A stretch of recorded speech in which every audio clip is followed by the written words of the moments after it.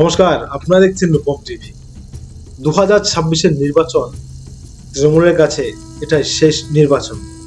এখান থেকে তৃণমূলকে জিতে আসা অত সহজ হবে না।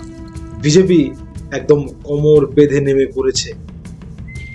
এসআইআর হওয়ার পর প্রায় 1-1.5 কোটি মানুষের নাম বাদ যাবে। মৃত ভোটার, অবৈধ ভোটার, স্থানান্তরিত ভোটার সব মিলিয়ে প্রায় 1 থেকে 1.5 কোটি ভোটারের নাম বাদ যাবে।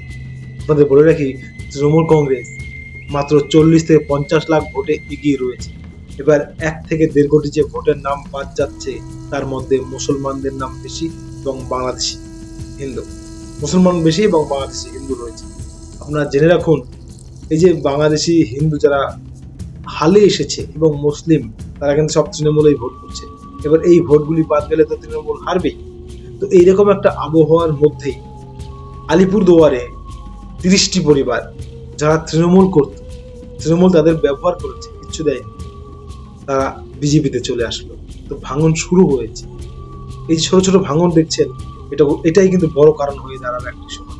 তো 30টি পরিবার আলিপুরদুয়ারে তৃণমূলটা ছেড়ে বিজেপিতে আসলো।